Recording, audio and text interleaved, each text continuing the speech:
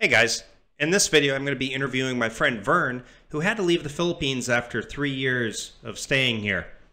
Find out the details. Stay tuned.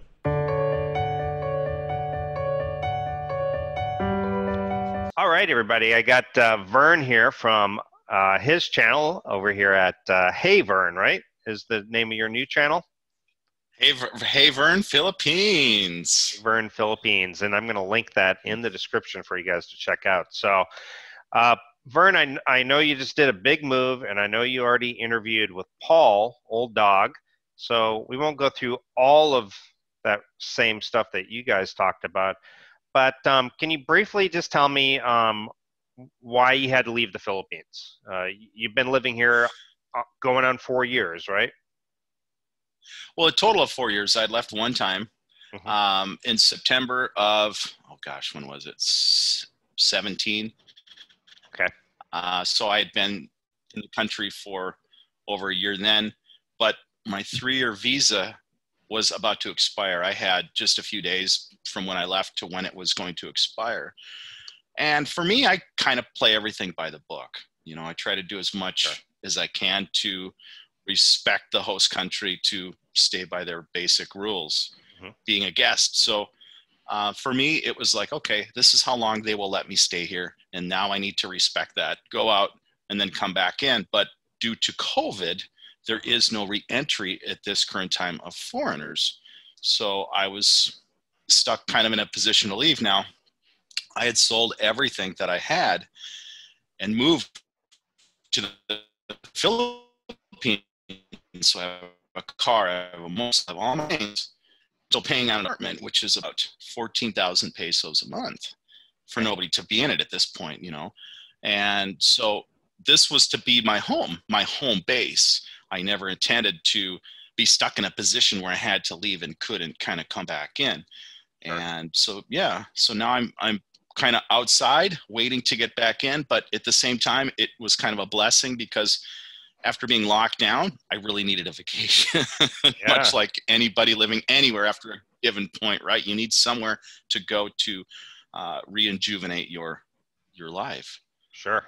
So just for those of who are watching, if you're in the Philippines and you're on a tourist visa, you can keep extending all the way up to the point of 3 years, and then you must leave for at least 24 hours, and then you can return and it starts over again. But of course, with the COVID, you couldn't return. So that was Vern's Mm. situation. So Vern, initially, what was your choice? What were you kind of debating as far as where to go until you could get back to the Philippines initially? Well, you know, initially, some people were saying, stay, just stay and do Okay. what's called an overstay and try to get somebody to okay your overstay and Hmm. then, you know, extend it for, I don't know how many months, but there, there's a thing that I've read where you to 6 months and then it becomes kind of a gray area where uh, that's kind of the point where maybe they could blacklist you after a 6 month, maybe they won't. It depends on who you talk to at that point. Sure. And so, you know, I maybe could have extended out a couple months, but how long would this have played out for? And so in my head, I'm thinking I need to go somewhere that will allow me to stay more than 60 days, more than 30 days. And I wasn't really sure where to go. And I really didn't want to go to the US Okay. because it is so expensive. And I'm going to have to pay for a big flight to go to the US. Right. And and then everything's expensive there and then pay for another big flight to go somewhere else. And then can I still get back into the Philippines or not? And so when we had chatted, I didn't have a lot of options. And Hmm. Jason had mentioned, oh, why don't you try Turkey? And I thought, Right. Turkey? I don't know anything about Turkey. And so he kind of kept on me a little bit more than uh, normal because I kind of brushed it off. And he said, you know, a lot of expats have gone over there and said it's pretty cool. And so I started watching some videos and I thought, all right, let's give it a shot. It looks kind of neat. It looks kind of modern. So yeah. Hmm. And you know, I think you and some other guys had mentioned Mexico, but I Hmm. never been to Mexico. And you know, if you haven't heard a lot of good about Mexico, just like any other country, you may be tempted to not try it. Sure. Yeah, for sure. So that wasn't really a big option. So you ended up choosing Turkey, and so what was your preparation? What did you do? What's the visa situation? I guess I should ask. Super easy, super easy. All it is you sign into their government website. Okay. And it one guy told me it took him 30 seconds, but it took me a couple more minutes. And it's a $50 online transaction, and that's it, 90 days. Now, you can use 90 days within, how did they say it? 180-day period? Or 180, no, how did it go? Within a 6-month period, you could use your 90-day visa. But you had to wait 3 months in between times to get another 90-day visa. So I think you're guaranteed, or you're allowed a 180 within a year, but it has to be with a 3-month break. Okay. So you're now in Turkey. You get 3 months, but at the end of 3 months, you're going to have to go someplace else again. Yes. Okay. So with limited options again for any length of a stay, it had been mentioned to me that I think it's Moldova or Moldovia. I don't want to get it wrong. You could stay there up to a year, I believe, with no visa. And it looks beautiful. So I booked a plane ticket. My what do they call that? My onward ticket. I booked an onward ticket to there.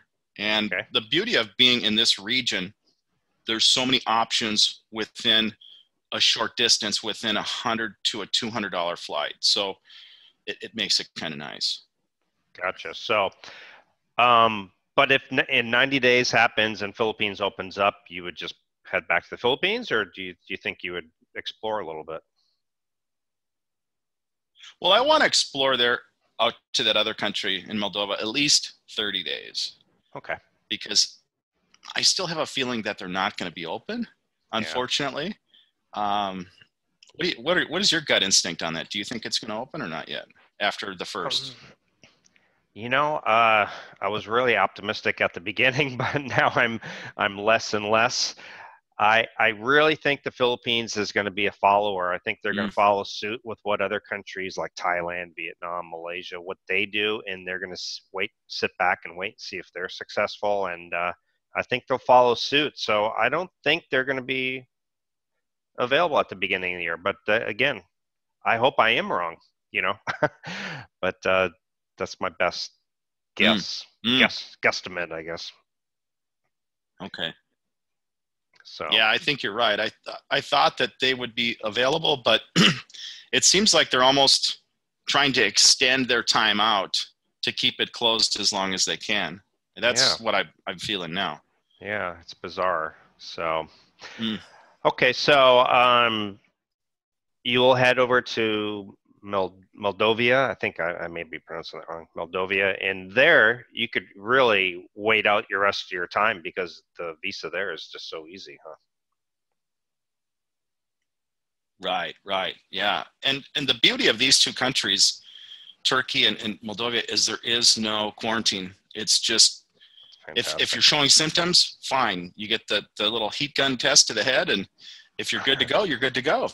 And I don't know why some of the other countries don't adopt that, but then again, they don't. So, and it's funny because I'd asked a couple different people at a couple different places, do they know anybody that had a COVID? And I think what they were trying to say is it was hard to get the test when people did start to have it here. And one company had told me that 2 or 3 employees in their establishment had gotten really sick. And at another company, a couple people had it, and they were saying it was about 2 months ago. So, half the people here have masks, half don't. So, so there doesn't seem to be a big fear or panic is what I'm trying to say. There's no hard, steadfast rule that you have to wear a mask when you go outside. I see people wearing their mask on their arm like an armband a lot of times. So gotcha. there is a big police force here, especially in this region that I'm at, because I'm by Tascam Square, and that is it would be like their 9/11 location. It's a very hot zone for political things. And so, Okay. but I'm not seeing people hassled so much for masks. I'm sure it does happen. I had seen one guy asked for his ID on the street, just walking, just a random guy in front of me. I had been asked for an ID at an internet cafe yesterday. The police walked in and started asking for IDs. So, yeah. Okay. So, I guess a couple last questions on that, and then we'll go into your experience so far in Turkey. But you are staying in Istanbul, right? I'm staying in Istanbul, and I'm staying within 5 minutes of Tascam Square and 5 minutes of their big boulevard. I think it's Istiklal. It's kind of a hard name to pronounce. Istiklal. It's their big fancy street, their walking street. Gotcha. Okay, one last question on this, and then we'll jump into info on Turkey. So, what did you do before you got out here? Did you use Airbnb, or what did you book? I did use Airbnb, and the basic starting price I think was $250. It's easy to find a cheap room if you want to share a bathroom. If you want just a simple room, you can probably come here for, I want to say around $200 to $250, but I kind of like my own bathroom, my own place. And so starting at that point would probably be about $285 to $350 for the starting base. And so, that's for a whole month. That's for a whole month. Yes. I mean, and when you think about it, that includes your internet, electric, and everything, right? Yep. Yeah, it includes everything. So. And they even washed my clothes and folded them for that price. Yeah. So I'm on my way. Yeah. Okay, so we'll wrap it up for this part of the interview, and we'll go ahead and continue on with the second part. So, second part, your first impressions, Turkey. Yeah, stay tuned. So.